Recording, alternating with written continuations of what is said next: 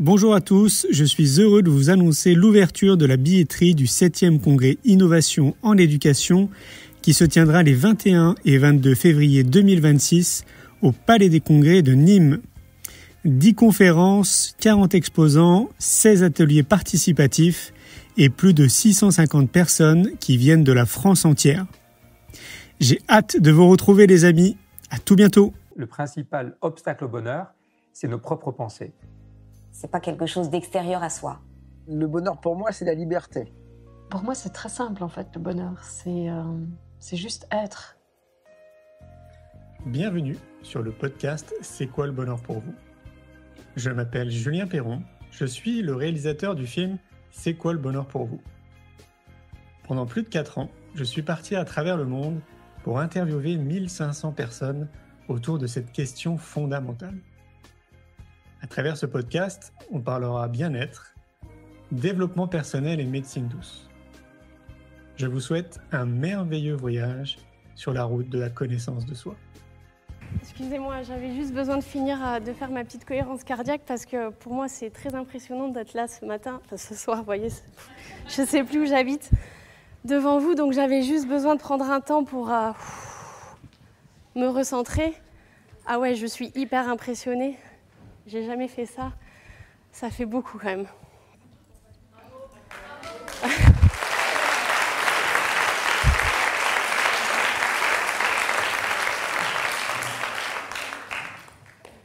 Ouais, la santé mentale, c'est un truc qu'il faut préserver et...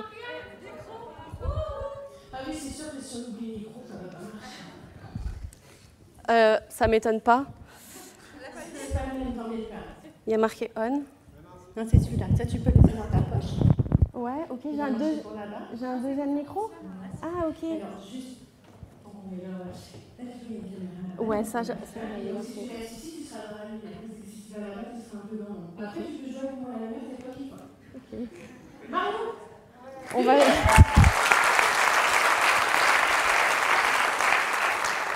Je rebondis juste sur cette phrase.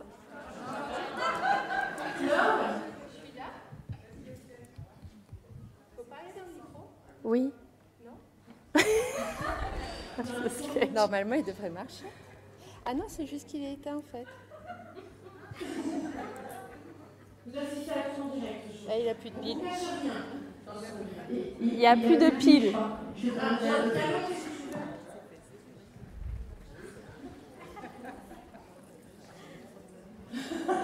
Est-ce que je vais me laisser déstabiliser ? Non. Est-ce que j'adore quand il se passe des trucs comme ça ? En fait, c'est ça la vie, c'est des imprévus. Donc soit on décide qu'on s'arrête là-dessus et que genre, ah ouais, c'est bon, là, chat noir, la conférence, ça va pas du tout le faire, clairement les signes sont présents, ça va être la merde. Ou alors, peu importe, on rebondit. C'est ça aussi le choix qu'on peut faire.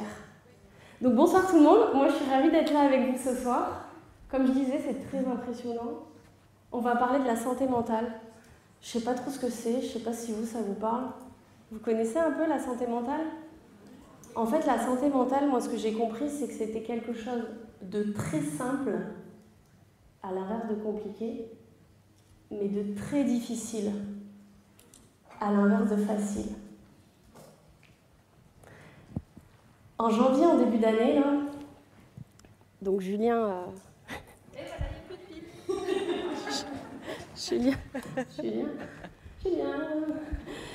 Julien me contacte et me dit on va changer l'angle de la conférence, on va pas faire les raccourcis vers le bonheur, on va parler de la santé mentale.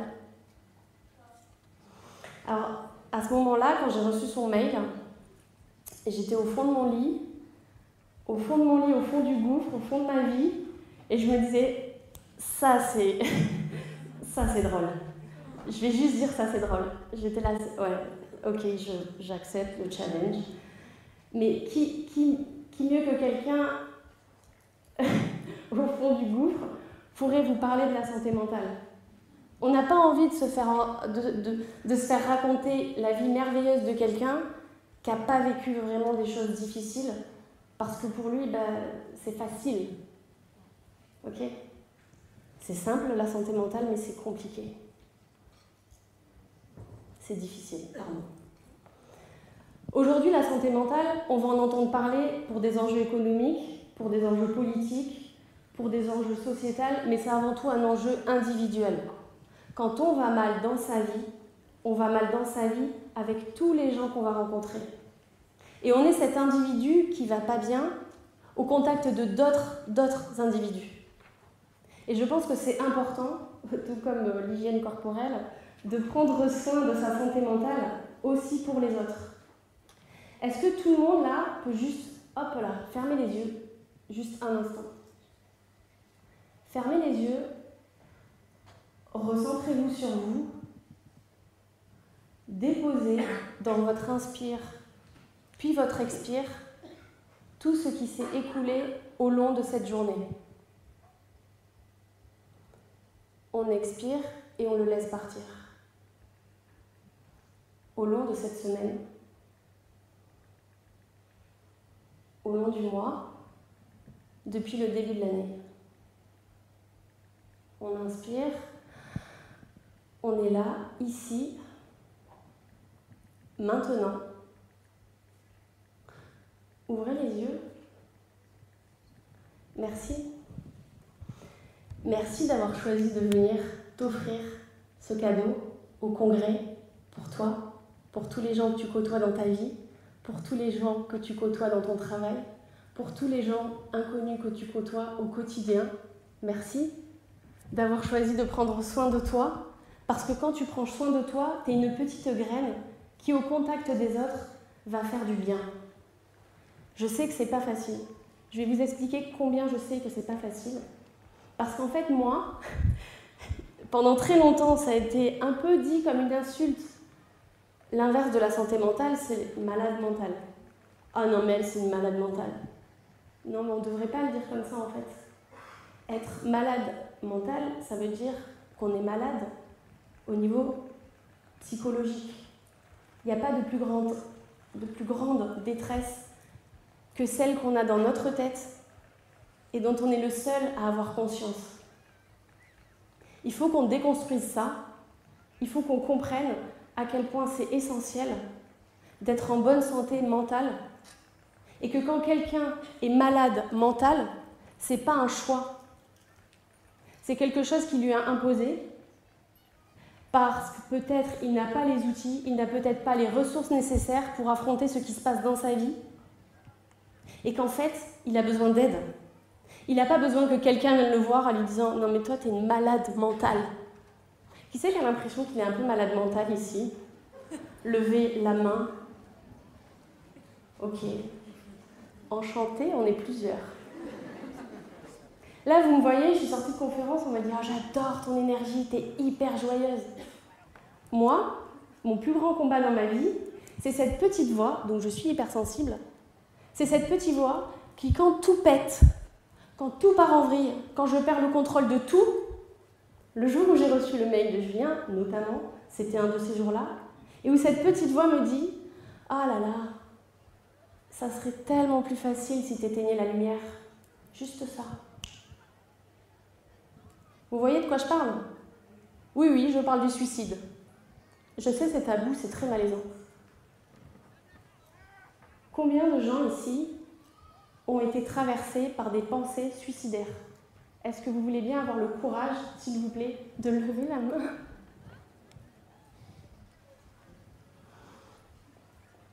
Ok.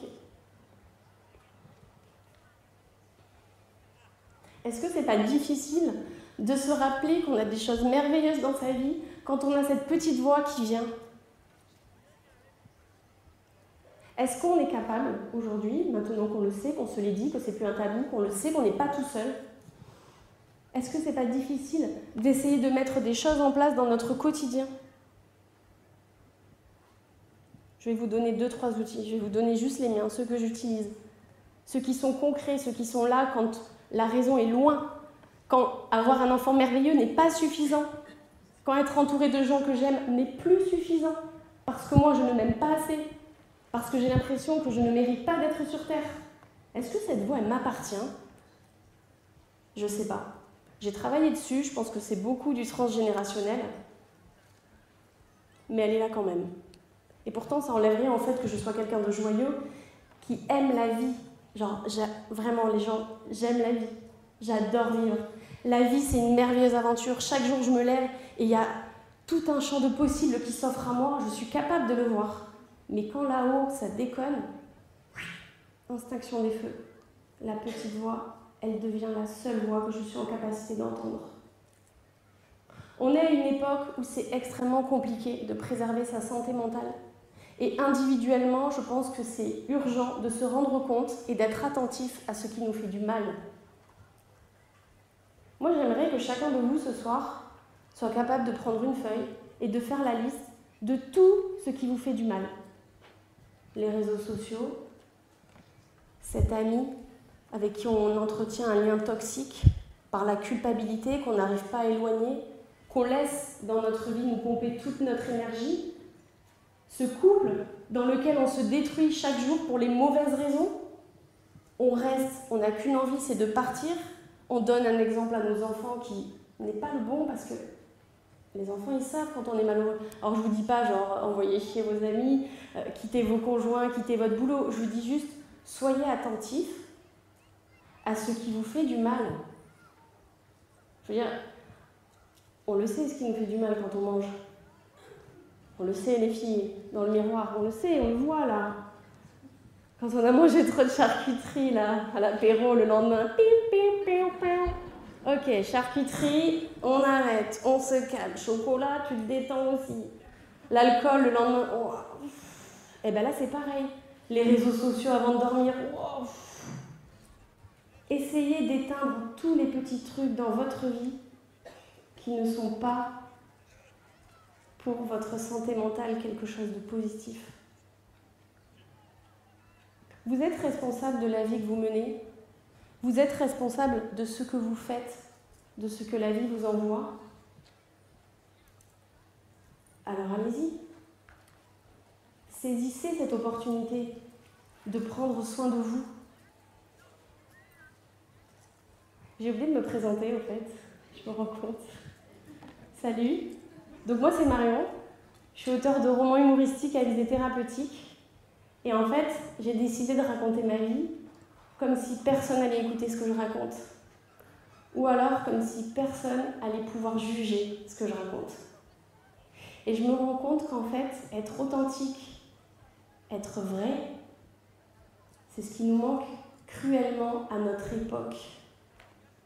Qu'on nous dise la vérité. Parce que quand la vérité, elle vous tombe sur le coin de la figure et que vous n'y êtes pas préparé, ça fait beaucoup plus mal. La mort, on n'en parle pas, c'est tabou. La première fois où tu te la prends en plein dans la poire, waouh, la gifle. Il ne faut pas en parler, c'est tabou. Donc tu vis ton deuil dans l'indifférence la plus totale ou pas. Les gens, ils n'en parlent pas parce que c'est tabou. Et t'es enfermé en plus dans ta tristesse, dans ton chagrin. Putain, mais libérons la parole. Ça suffit de mentir, de dire que tout va bien tous les jours. Moi, il y a une phrase que j'ai sortie, je peux plus me la voir, cette phrase. La meilleure version de nous-mêmes. Mais ta gueule! L'injonction, quoi! 365 jours, 24 heures par jour, je dois être la meilleure version de moi-même. Non, non, trop dur, quoi. Laissez-moi être imparfaits. Laissez-nous avoir des pensées honteuses, pas jolies. Oh putain, celle-là, si elle pouvait se prendre le pied dans le tapis, se les casser, tes deux chicots là, détends-toi avec ton joli sourire là. Je dis pas que je vais tirer le tapis pour qu'elle se casse les dents. J'ai le droit de penser. Putain, ça va. On n'est pas tous en train de passer à l'acte. C'est ok les pensées. Mais non, moi je suis quelqu'un de bien, je n'ai jamais de mauvaises pensées. Et toi, t'es là avec tes pensées tordues et tu te dis, wow, je me sens en plus honteuse. Non, juste une chose, on va se le dire. On ne contrôle pas ses pensées. C'est l'élan. La seule chose que vous pouvez contrôler, c'est ce que vous en faites. Accueillez-les, vos pensées. Essayez de les décrypter. Qu'est-ce qu'elle me renvoie, l'autre avec ses chicots? C'est quoi mon problème? Non, mais en vrai, qu'est-ce que... Ça vous rappelle quelqu'un, hein? Elle est où? Comment elle s'appelle? Moi aussi, j'aime bien. Du coup, j'ai mis un autre truc, là. Appareil dentaire. Il y a des solutions, ça va bien se passer. Non, mais je veux dire, en vrai, le problème, c'est que, qu'est-ce qu'on fait? Ok, on va chez le docteur. Juste, je reprends juste la base. On parle de santé mentale, donc on va utiliser le mot santé. On va chez le docteur. Comment il peut prendre soin de nous? On arrive, c'est quoi? Comment tu t'appelles? T'as quel âge? Tes antécédents? Tes opérations? Tes allergies? Il a besoin de savoir qui tu es pour pouvoir te conseiller et prendre soin de toi. Comment tu veux prendre soin de ta santé mentale si tu ne sais pas qui tu es, si tu ne te connais pas? C'est toi ton médecin. Donc chez toi, tu prends un papier et tu fais la liste. Là, ça ne se passe pas bien dans mon corps quand je dis ça. Ça, j'aime. Je le souligne. Ça, je vais le faire plus souvent. Marcher en forêt, caresser le chat, m'allonger dans l'herbe. Je sais pas, ça peut être un truc un peu moins naïf. Faire du dessin, faire de la boxe, taper dans les murs. Non, on peut se faire mal. Faire de la boxe. Non mais, soyez attentifs à ce que vous aimez, ce qui vous fait du bien. C'est ça, prendre soin de sa santé mentale. C'est pas un concept qui est genre défini en fait. C'est flou. C'est propre à chaque individu. Toi, ce qui te fait du bien ou toi, ce qui te fait du mal, ça marche pas forcément pour l'autre. C'est subjectif. Moi, je fais beaucoup de salons du bien-être pour présenter mon travail parce que j'aime bien briller dans des endroits où il n'y a que moi, parce que dans un salon du livre, tout de suite, les gens vont comprendre l'imposture. Non, mais vraiment, c'est là qu'on me démasque. Parce qu'après, on va me sortir des auteurs. Oui, mon prénom, c'est... Je sais plus ce qu'on m'a dit tout à l'heure, si tu es dans la salle, je m'excuse. Et j'étais là, oui, tout à fait, je l'ai lu. Non, je sais pas qui c'est. Non, je sais pas qui c'est, mais en tout cas, je l'ai pas lu, j'ai pas le temps. Non, moi, je pense que mon prof de français, il est peut-être mort d'ailleurs à l'actuel, il se retourne, et s'il n'est pas mort, il se retourne pas dans sa tombe, sur sa chaise, je sais pas comment on pourrait dire, mais c'était pas du tout prédestiné que moi, Marion Dubé, je vais écrire des livres et je suis éditrice. Ça, en fait, c'est juste une joke. C'est improbable. Mais donc, je fais des salons du bien-être pour présenter mon travail, parce que des salons du livre, je me sens pas à ma place. Et en fait, je les vois, les gens, aller voir des médiums. Ils s'assoient sur la chaise. Vous me dites si je suis dans l'ombre. Ils s'assoient sur la chaise.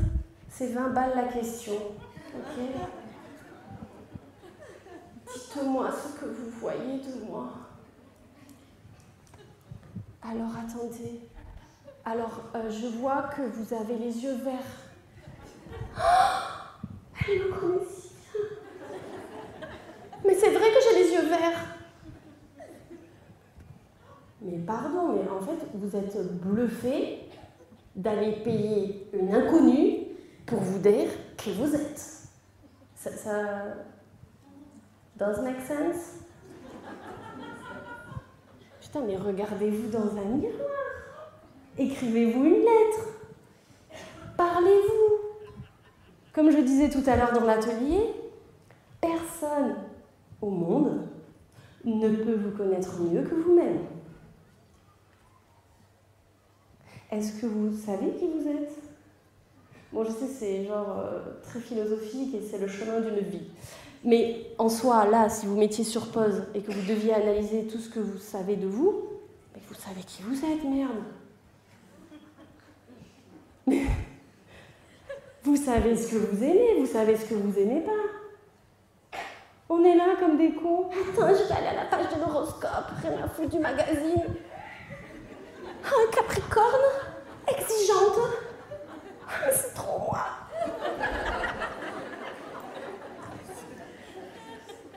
Mais vous n'avez pas besoin que... Mais non, mais vous le savez, vous n'êtes pas surpris quand même. J'adore quand vous riez, ça flatte mon ego. Non, parce que des fois, je fais des conférences et les gens, ils pleurent. Et du coup, après, je suis là, faut que tu changes le titre, la thérapie par le rire, ça marche pas trop. Arrêtez de confier à l'autre ce que vous seul, là je sors, les thérapeutes ils me jettent des pierres. Arrêtez de confier à l'autre ce que vous seul vous êtes en capacité de faire. Regardez-vous, soyez attentifs à votre sensibilité, prenez soin de vous. On est dans un monde où on se fuit. On se juge à travers le regard de l'autre qui ne sait pas qui on est. À travers le regard de l'autre qui a ses propres lunettes, sa propre expérience, ses propres blessures. C'est pas compliqué. Le premier ennemi qu'on a là, à notre époque, c'est l'écran. Je dirais une vieille réac. Mais en vrai, arrêtez de bouffer de la merde avant d'éteindre la lumière le soir. Alors, qu'est-ce qu'elle a vécu, celle-là? Waouh, elle vient d'accoucher. Ouh, moi, c'était il y a 3 ans, elle est toujours là, la bouée. Elle n'a pas de vergiture. L'autre est là avec son gosse, Lenny Barr, il y a tout qui tient, comment elle fait? Il est où le fil magique, le fil d'or? Non, mais j'ai une pote, elle m'a fait prendre conscience du truc. Elle me dit, non, mais c'est trop bien parce que pendant le confinement, au moins, on est tous au même niveau, on a tous une vie de merde. Mais j'étais là, mais arrête! Ils ont tous une vie de merde à un moment donné. Il n'y a pas de genre, leur vie est géniale. Je disais tout à l'heure dans l'atelier qu'on est tous les scénaristes de notre vie. Moi, quand je vois quelqu'un de super gaulé, je me dis, toi, tu dois souffrir devant ton assiette.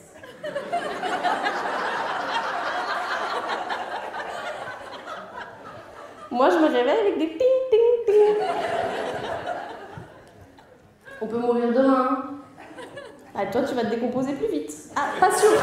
Pas sûr, j'ai une bêtise. Même pas sûr. Ok, le truc a dévié. On est parti sur un spectacle. One man show. Non, mais il faut se détendre. Faut se détendre. Les exigences de la société, c'est lunaire, quoi. On doit toujours être heureux, on doit toujours être parfait, on doit être super malheureux pour consommer des médicaments, pour acheter plein de trucs dont on n'a pas besoin. Putain les gars, il faudrait savoir en fait. On dirait le confinement, masque, pas masque, dedans, dehors, les infirmiers, on les aime, on les déteste.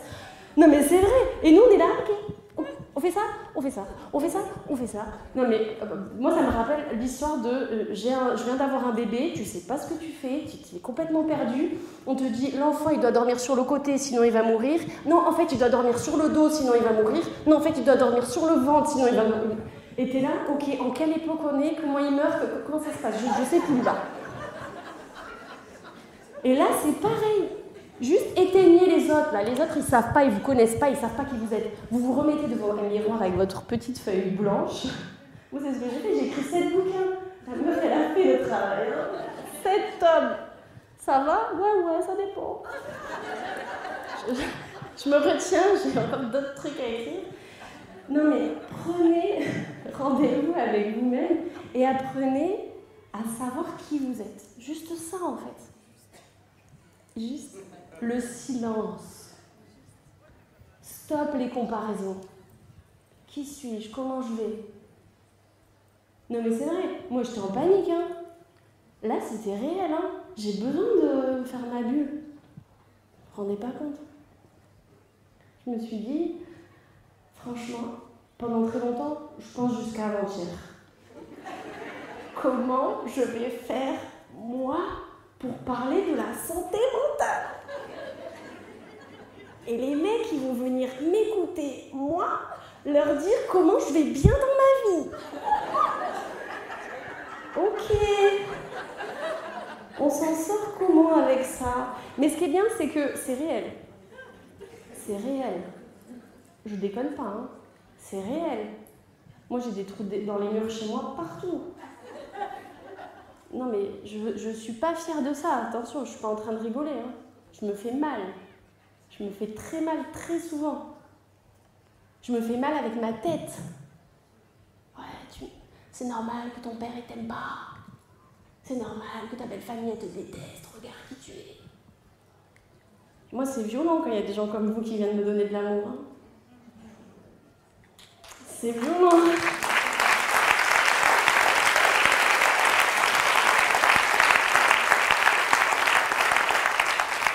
Il y a un mec, je sais pas trop comment il s'appelle à quelle époque, il a dit « On n'est jamais prophète en ces terres ». Ça, c'est ma phrase, quoi. Mais vous m'aimez parce que vous ne me connaissez pas.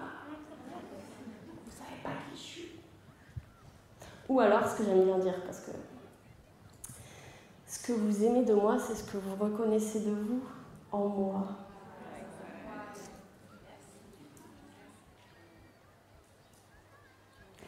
Quand est-ce que vous allez décider de vous aimer et de vous donner l'amour qu'on vous refuse? Quand est-ce que vous allez décider d'arrêter d'aller dans des situations où vous souffrez?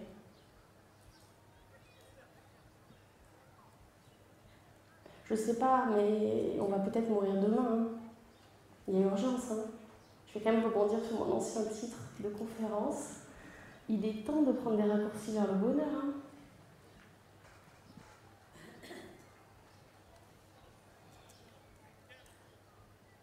J'ai envie de vous demander si vous avez des questions. C'était pas prévu.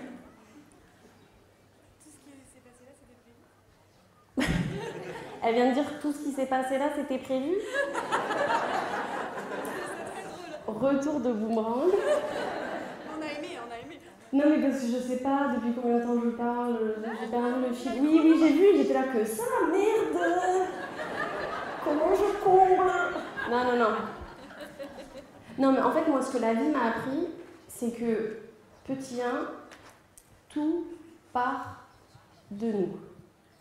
Ok? Les choses qu'on vit, les choses qu'on attire, les choses qu'on provoque. On peut parler de la loi de l'attraction, tous ces trucs-là. Ok, soit. Il y a plein de choses qu'on vit, qu'on n'a pas choisies et qu'on n'a pas voulu vivre. Maintenant, il faut comprendre. Toi, tu ressembles trop à Bruce Willis, ça me perturbe. J'ai besoin de le dire, aucun rapport. Non mais, comme ça c'est fait. Avec des cheveux. Et, félicitations. Donc, du coup, alors, déjà, j'arrive pas à avoir trouvé le fil de mes pensées, puis il y a la Bruce Willis qui me perturbe. Et du coup, merde, tu disais quoi? Oui, tout ce qui nous arrive, on l'a pas choisi.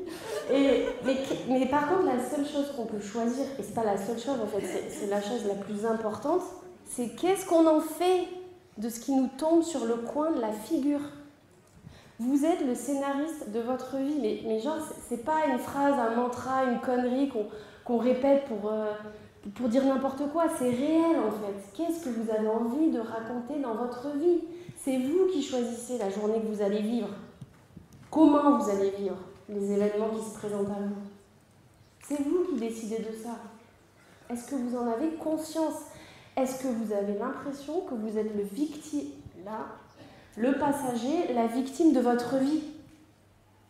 Mais le volant, il est entre vos mains, quoi. C'est vous qui décidez. Oui, mais non, croyance limitante. Non, mais parce que, croyance limitante, tu peux aller là. Putain, mais même l'homme, il peut voler. Oui, ça demande un peu de créativité et 2-3 bricoles, 2-3 outils, mais en fait, on peut tout créer, quoi. Je sais pas si vous en avez conscience des limites que vous vous imposez. Ouf, bon, il y a plein de trucs qui me rendent ouf parce que je suis un peu colérique, vous avez pu le voir. Mais quand les gens ils disent « ouais, je vais essayer », non, mais tu vois, genre, ah, vas-y, appelle-la, tu as rien. Oui, je vais essayer de l'appeler. Oui, je suis à l'ancienne. Non, attends. Ah, j'ai pas réussi. Deuxième truc qui me gonfle, ça va être compliqué. Tu veux le faire ou tu veux pas le faire? Parce que si tu veux pas le faire, des objections, on va en trouver 30 000. Il n'y a pas de problème, le cerveau il est au service de ça. Là, il est dans son game. Par contre, si tu veux y arriver, on va mettre ta créativité au service de « je vais y arriver bien que ». Ok? Je vais pas y arriver parce que. Non, les gars. Vous connaissez la vérité et le flingue? T'as la pelle ou t'as le flingue? Je vais pas y arriver parce que, je vais y arriver bien que. Il y en a, ils peuvent faire le marathon avec une jambe en bois, hein, s'ils décident. Non, mais je veux dire en vrai, dans votre vie, là. Ouais, je peux pas quitter ce boulot, ouais, je peux pas... Non, ça va être compliqué. Mais tu vas y arriver. Le plus dur, c'est de prendre la décision. J'ai un petit truc à vous dire, peut-être que ça va vous agacer ou vous piquer. Toutes les épreuves qui vous seront présentées dans votre vie, c'est parce que vous avez les ressources nécessaires en vous pour les surmonter. Je te jure. Je te jure. Tu sais pas à quel point tu es forte. Je te jure que tu es capable. La seule chose qui t'empêche d'y croire, c'est ici. Vraiment. Je te promets, je te vois, t'es là, non, si. Non, mais vraiment. On est capable de surmonter les épreuves que la vie nous envoie. La seule chose qui change, c'est la posture dans laquelle vous vous trouvez, dans laquelle vous vous mettez. Je vais pas y arriver, ou je vais y arriver. Le cerveau, il est au service de nos croyances. Ok, je vais y arriver. Qu'est-ce qu'il faut? Allez, vas-y, checklist. Je dois faire ça.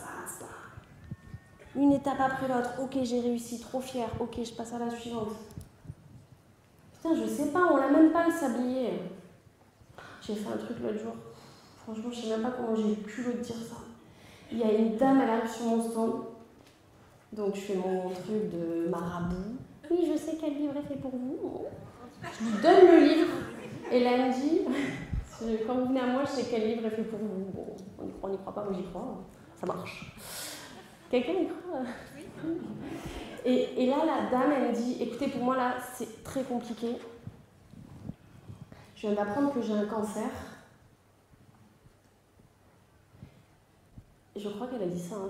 J'ai l'impression que c'est quand même assez lunaire ce qui s'est passé. Mais je crois qu'elle m'a dit, j'ai un cancer, il me reste 6 mois à vivre. Alors moi, je me suis coupée en deux. Ok, tu réagis comment à ça? Et là, j'ai dit, bah au moins, t'as une date.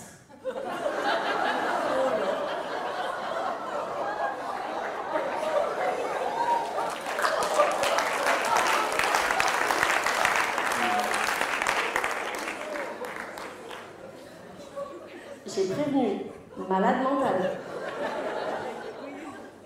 Elle m'a regardée, elle m'a dit ouais. Et je vais faire ce que je veux pendant ce temps-là et je vais défier les pronostics. Elle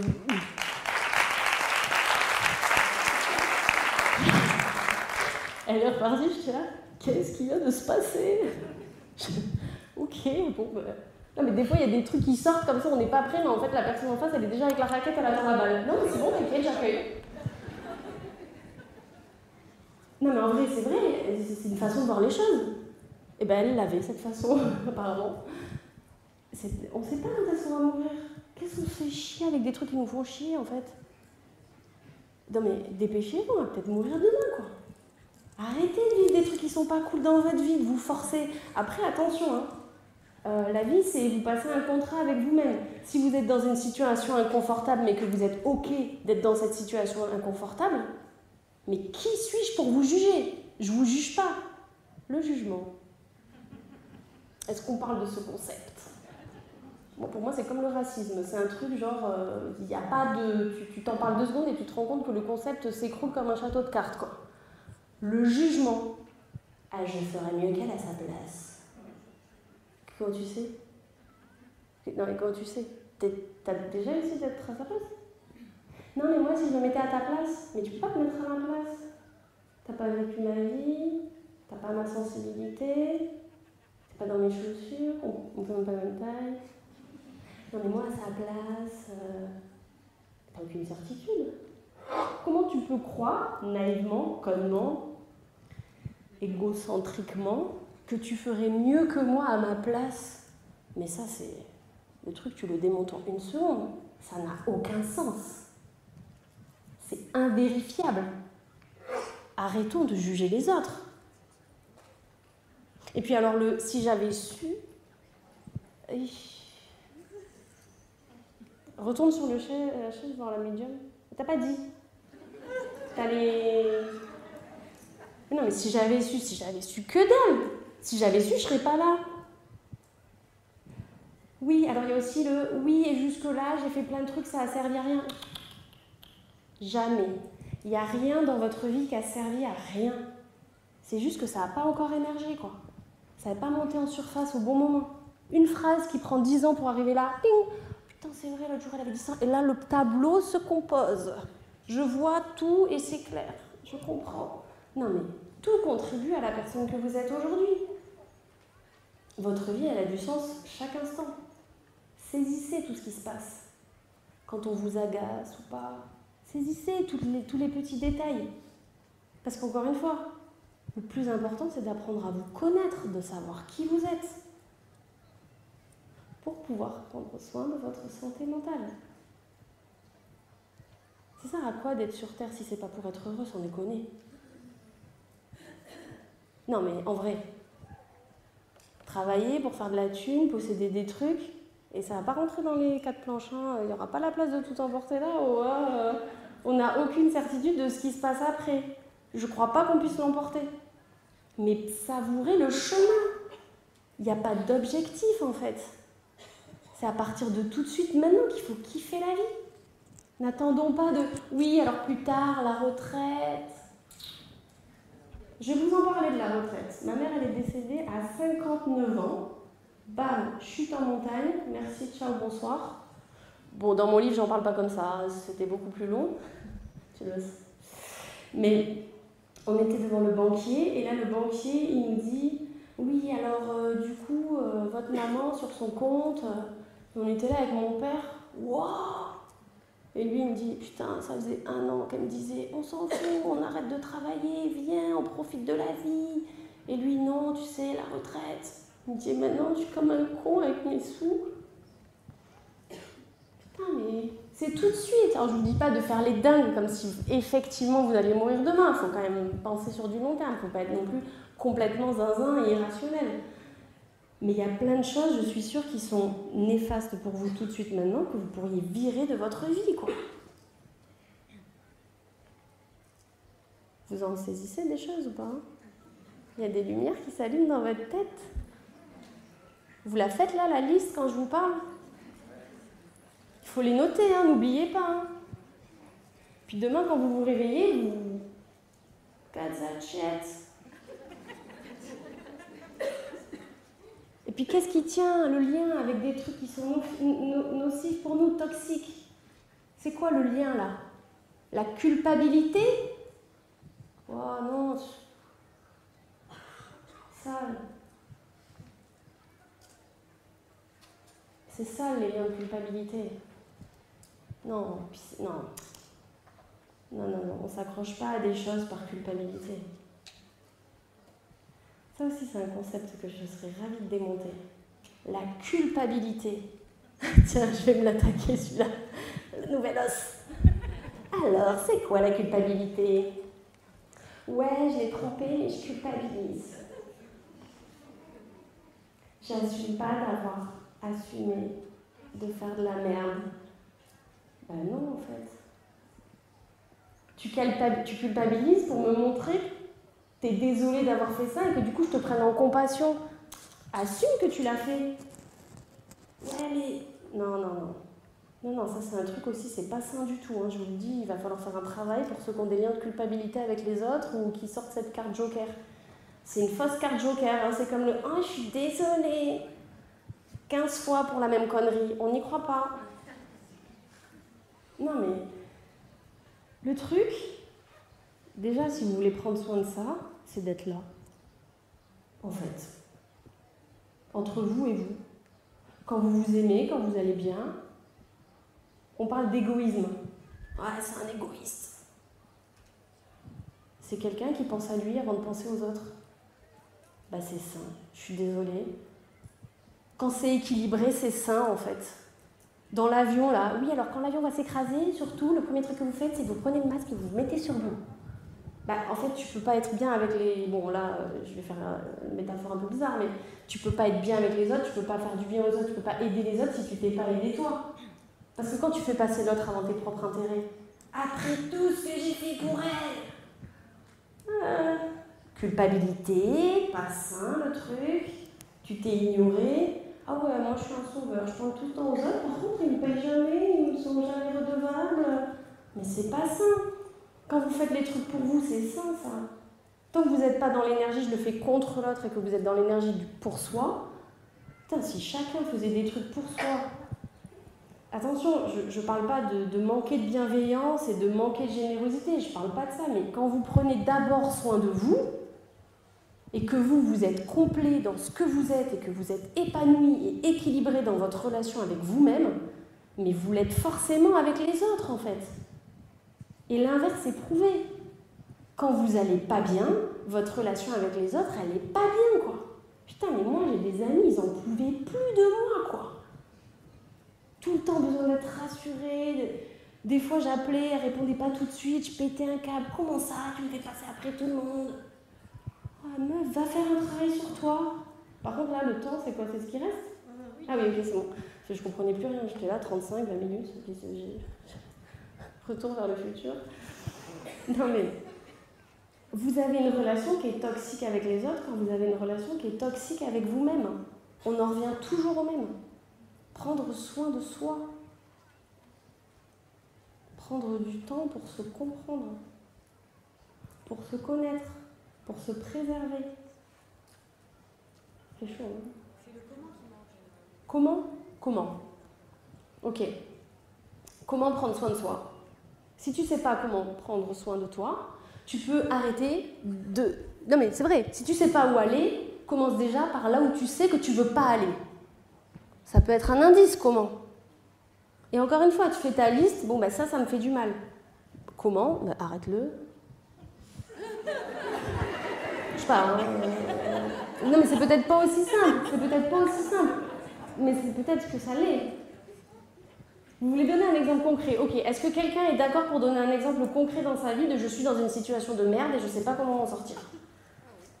Anne-Sylvie, elle est là, putain, elle m'avait dit qu'il n'y aurait pas de questions. Du coup, je vais courir partir à la salle. Merci Anne-Sylvie. Ah, merci. Coucou Claire. Vous m'entendez? Ah. J'ai eu des enfants avec quelqu'un que j'ai quitté qui me harcelait et qui ne mettait plus par terre. J'ai réussi un jour à le quitter et en fait je suis retombée dans le même schéma, le même mec, et en fait plus c'était conflictuel entre nous et plus j'y allais. Et plus parce que je ne m'aimais pas, et un jour en fait, il m'a mis en danger, il fallait mourir sur une montagne. Et ce jour-là, j'ai dit, mais c'est terminé en fait. Et oui, et en fait, c'était moi qui provoquais tout ça parce que j'étais toujours d'accord avec tout en fait. Oui, tu veux que je fasse ça, je fais ça. Parce qu'en fait, je ne l'aimais pas. Donc, si on ne s'aime pas, en fait, on pense que l'autre veut qu'on soit comme on a envie, elle a envie qu'on soit, donc on se modifie, on se change, donc on ne se connaît plus, on ne sait plus ses limites, on ne sait plus ses dangers, on ne sait plus ses peurs, on ne sait plus ses envies. Et du coup, un jour, j'ai eu un signe. C'était quoi ton signe? Alors en fait, il fallait mourir sur cette montagne et une semaine après, le jour d'anniversaire de ma mère, qui est une personne très toxique pour moi, j'ai retrouvé mon amoureux de quand j'avais 17 ans. Voilà. Et pour qui j'ai tout plaqué. Le boulot, mon travail, ma vie, mon mec. J'ai fait les choses comme je devais les faire. Et en fait, ça a été le signe que oui, c'est possible en fait. Si ce jour-là, j'ai dû avoir une force en moi qui m'a dit, mais en fait, tu peux y arriver. Tu as peut-être monté en conscience toutes les choses que tu avais pu comprendre et déceler dans le passé avec tes relations passées? Probablement. Et en fait, j'ai foncé tête baissée. L'intuition, c'était la vie te donne une nouvelle chance, prends-la. Ce mec, je l'avais largué comme une merde quand on avait 17 ans, parce qu'il ne correspondait pas aux critères de tout le monde.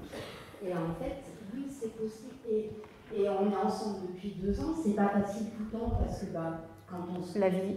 C'est la vie. C'est comme ça. Mais ça vaut le coup vraiment. Et de tout changer, de quitter son travail, de tout modifier, c'est possible. Voilà, c'est juste possible. Et moi, je suis là aujourd'hui parce que j'avais envie de te rencontrer. Et c'est vraiment un moment magique. Voilà, magique. Merci.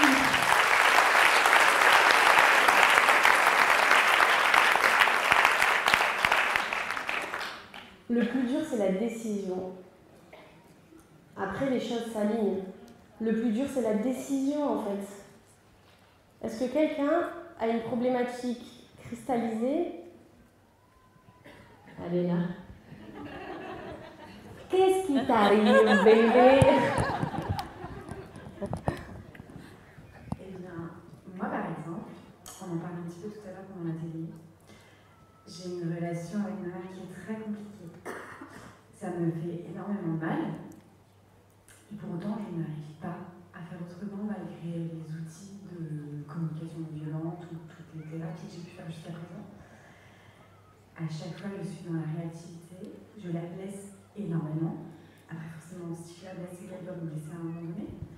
Mais je ne parviens pas à trouver de solution pour me libérer. Alors, si déjà je n'ai plus envie d'avoir parce qu'elle est toxique pour moi, je pourrais tout à fait me dire alors, anyway, tu la vois plus. Mais en fait, je n'y arrive pas. Pourquoi? Parce que ça me blesse de ne pas l'avoir, parce que j'aimerais avoir une relation avec elle qui soit. Ouais, je me dis si demain elle meurt, qu'est-ce que je fais? Comment je fais? Est-ce que je suis prête à assumer ça? D'avoir eu cette relation avec ma mère? Dans les choses qui sont très compliquées, c'est les deuils de relations avec des gens de leur vivant. Ça, c'est dur. Je sais. Je sais pas quoi te dire parce que... Je l'ai partagé après. Non, j'entends, mais est-ce que tu restes en lien avec elle parce que il y a cette culpabilité de c'est ma mère, je dois? Est-ce que tu restes avec elle à son contact dans la culpabilité de je compose comment si demain elle meurt et que je me suis préservée?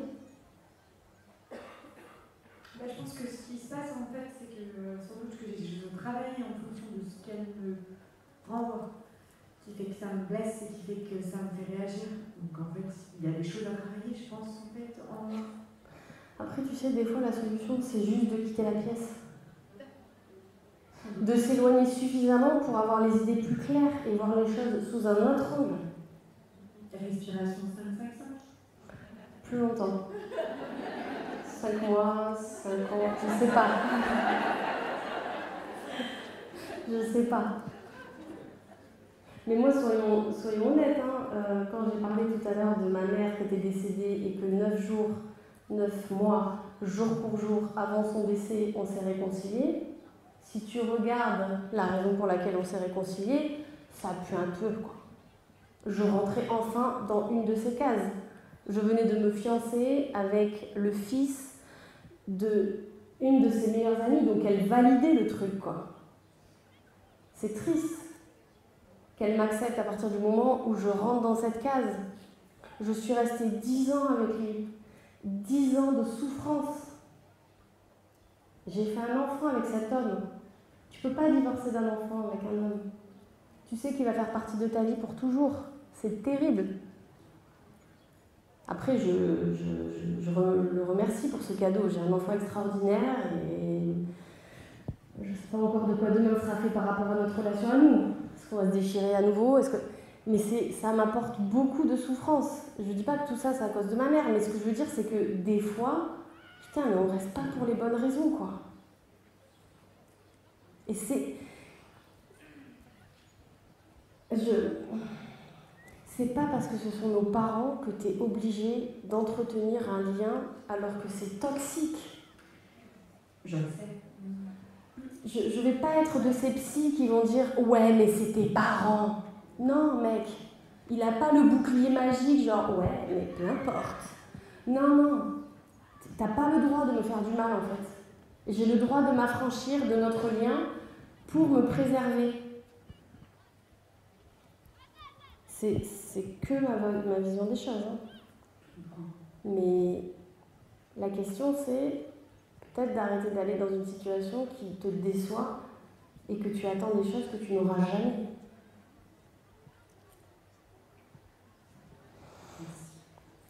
Je sais pas, le deuil, de faire le deuil d'une relation et de se dire ok, ce sera jamais ce que je voudrais que ce soit et je vais l'accepter juste pour ce que c'est. Et je n'ai pas d'attente. Parce qu'en fait, Si tu te disputes avec elle, la colère, c'est une expression de la souffrance. Si tu te disputes avec elle, c'est parce que tu es en colère. Si tu es en colère, c'est parce que tu souffres. Si tu souffres, c'est parce que tu as un besoin qui n'est pas assouvi. Si tu n'attends plus rien, elle ne peut plus te décevoir. Tu prendras juste les miettes, quoi. Et tu te diras, c'est ok, parce qu'en fait, je me nourris ailleurs. Des fois, c'est ça, on charge les relations d'idéaux trop lourds et inatteignables, quoi.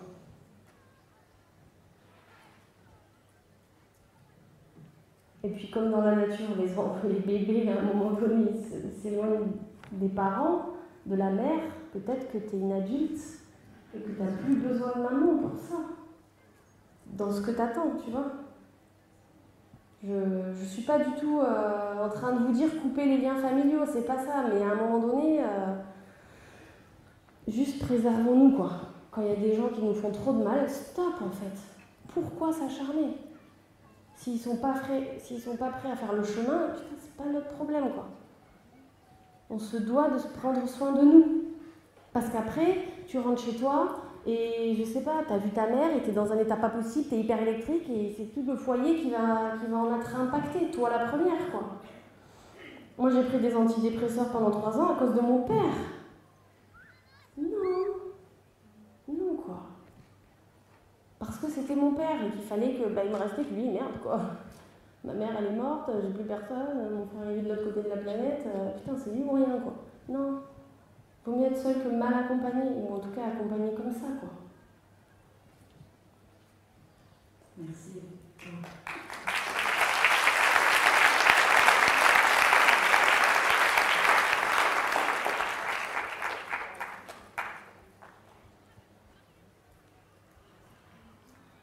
Quelqu'un a quelque chose à dire ? On montre quelqu'un du doigt là-haut, pardon. Yes, à gauche. Ah, je sais pas. Allez, à droite, parce que c'est... Enfin, ping. Ça avait l'air joli. Merci. Ça devrait pas être trop long. On sait pas. C'est un peu... Effectivement, tu as toujours beaucoup de choses à dire, c'est très bien d'ailleurs. Par rapport à ce qu'elle vient, Demoiselle d'avant, ce qu'elle vient de dire, moi j'ai quelque chose d'un peu similaire, mais avec ma sœur. Le problème se pose quand la personne est malade, elle est épileptique en l'occurrence, j'ai l'impression de devoir faire sauveur ou autre, elle attend beaucoup de moi, puisque mon père est mort il y a 1 an et demi, et du coup elle vit très mal, et du coup elle a énormément de négativité, mais là ça fait hyper longtemps, alors ça découle de l'épilepsie, certainement de sa personnalité, et du coup moi j'aimerais bien dire, je ne veux plus te voir, tu n'existes plus, j'en ai ras-le-bol, ça fait comme ça fait des années, ça n'a pas changé, de l'autre côté je me culpabilise en me disant, ah oui, mais c'est pas moins de sa faute, elle est épileptique, donc du coup, je suis son frère. Très bon exemple. Donc c'est bien chiant, quoi. Ouais. Je vais être radical et dire on ne voit plus, mais là, dans ce cas-là, il y a un peu trop de culpabilité de dire pas ça. En fait. Ok. Je vais te répondre parce que le père de mon fils est épileptique. Donc il m'a bien fait chier pendant longtemps. J'ai oublié de dire, excuse-moi, elle est très gentille en fait, elle m'aime beaucoup, elle adore avec moi. Eh oui, c'est ça. Elle est très gentille. Et non, mais c'est vrai, réellement, elle m'aime, elle va prendre beaucoup d'amour. C'est juste qu'elle est tellement négative, en fait, c'est ça, mais elle n'est pas méchante en fait. Alors, je ne vais pas du tout faire son procès en faisant un parallèle avec ma propre histoire, mais il y a plusieurs choses qui me viennent, ok ? C'est qu'en fait, on n'est pas responsable, on a chacun la responsabilité de notre propre vie. On n'est pas responsable de sauver les autres, ok ? Personne ne viendra te sauver sinon toi. Si elle ne veut pas se sauver elle-même, si elle ne veut pas faire tout le travail nécessaire qui va lui faire relativiser, transcender son expérience, être dans la résilience par rapport à sa maladie, ce n'est pas de ta responsabilité. Un grand merci pour votre écoute. J'espère que vous avez passé un bon moment avec nous. Pour prolonger l'expérience C'est quoi le bonheur pour vous et continuer votre cheminement sur la connaissance de soi, je vous invite vivement à lire mon livre « C'est quoi le bonheur pour vous ?» que vous trouverez dans toutes les librairies. Jouez et amusez-vous avec le jeu de cartes, entre amis, avec des inconnus, dans le monde de l'entreprise, à l'école. Regardez le film « C'est quoi le bonheur pour vous ?» Et surtout, prenez soin de vous. Je vous souhaite un merveilleux voyage vers vous-même.